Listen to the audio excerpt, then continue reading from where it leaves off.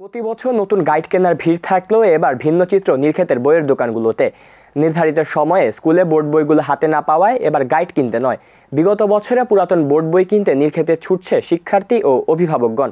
কোনোভাবেই যেন এবছর পড়াশোনায় কোনো রকম ঘাটতি না থাকে, তাই বছরের প্রথম থেকে সচেতন তারা। বিস্তারিত জানাচ্ছে রওশন আমিন রুহি। প্রতি বছর শিক্ষার্থীরা জানুয়ারি মাসের প্রথম দিন নতুন বই হাতে পেলেও এবার তা ব্যতিক্রম। বিভিন্ন জটিলতার কারণে এখনো সম্পূর্ণ বই হাতে পায়নি শিক্ষার্থীরা, তাই বলে থেমে নেই তাদের পড়াশোনা। পিডিএফ থেকে ডাউনলোড করে বা আগের বছরের পুরাতন বই সংগ্রহ করে চলছে পাঠ কার্যক্রম। কোন ক্লাসে পড়ো? জি, 10ম শ্রেণী। আচ্ছা, কয়টা বই পেয়েছি? আপাতত আমরা 3টা বই পেয়েছি, বাংলা, ইংলিশ এবং গণিত। আমরা নীলক্ষেত থেকে বই সংগ্রহ করে পড়ছি, আর পিডিএফ থেকেও ওখান থেকে ডাউনলোড করে পড়ার চেষ্টা করছি। ক্লাস শুরু হয়ে গিয়েছে, বাট এখনও কোনো বই দেয়নি, এই জন্য বই নিয়ে গিয়ে বাসায় পড়াশোনা স্টার্ট করে দিই। করোনাকালীন নতুন কারিকুলামের কারণে বেশ কয়েক বছর তেমন পড়াশোনা না হওয়ায় এবার আগের কারিকুলাম ফিরে পেয়ে আর সময় নষ্ট করতে চান না অভিভাবকরা।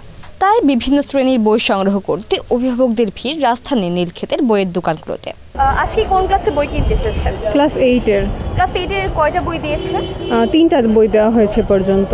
আচ্ছা, কেন বই কেনার প্রয়োজন অনুভব করলেন?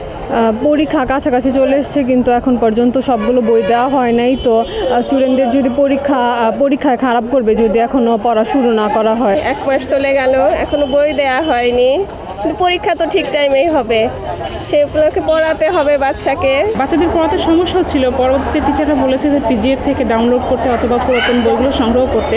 আমি নীলক্ষেত থেকে পুরাতন বইগুলো সংগ্রহ করেছি। যেহেতু ফেব্রুয়ারি মার্চে বই দেওয়ার কথা বলা হয়েছে, তো অতদিন পর্যন্ত যদি স্টুডেন্টরা ঘরে বসে থাকে তো দেখা যাবে তারা সব দিক দিয়ে পিছিয়ে পড়বে অন্য স্টুডেন্ট থেকে যারা বই কিনে পড়তে সক্ষম। শিক্ষার্থীরা বোর্ড বই হাতে না পাওয়ায় আগের বছরের পুরাতন বই বিক্রিতে ব্যস্ত সময় পার করছেন দোকানিরা। ষষ্ঠ, সপ্তম ও অষ্টম শ্রেণীর বই বেশি বিক্রি হচ্ছে বলে জানান তারা। কোন ক্লাসের বই বোর্ড বই কিনতে বেশি ইচ্ছুক ক্রেতারা? 7-এর বই। আচ্ছা, 7 বাদে আর কোন কোন ক্লাসের বই কিনছে? 7 বাদে কিনছে আপনার 6, 7, 8, 9। আচ্ছা, কোন কোন সাবজেক্টের বই ক্রেতারা বেশি কিনছে?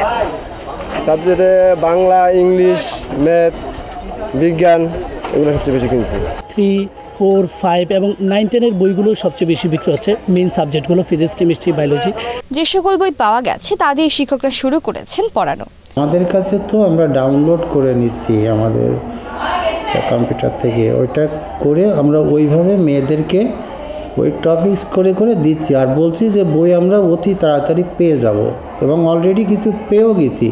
এবং ওই যে পাওয়া বইগুলো ওইগুলো তো আর সমস্যা নেই, যেগুলো পাইনি ওগুলো বেশি না, হয়তো এই সপ্তাহে পাইনি, সামনের সপ্তাহে পাবো। আমরা তো বই পাচ্ছি, আমরা তো পাচ্ছি তা তো না। অনেক বাচ্চারা তো পিডিএফ থেকে নিচ্ছেই, আর নীলক্ষেত থেকে ওরা বই কিনছে। সব শিক্ষার্থীর কাছে বই না থাকায় অনুশীলনের পাশাপাশি মৌলিক বিষয়গুলো জানার চেষ্টা করছেন তারা। নতুন বছরে বইগুলো হাতে পেতে বিলম্ব হলেও থেমে নেই পাঠ কার্যক্রম। পুরাতন বছরে আগের বইগুলো দিয়ে শুরু হয়ে গিয়েছে শিক্ষার্থীদের পড়াশোনা, তাই বিভিন্ন পন্থায় আগের বছরের বইগুলো সংগ্রহ করছেন অভিভাবকরা। রওশন আমিন রুহি, আমরা করব জয়, ATN বাংলা, ঢাকা।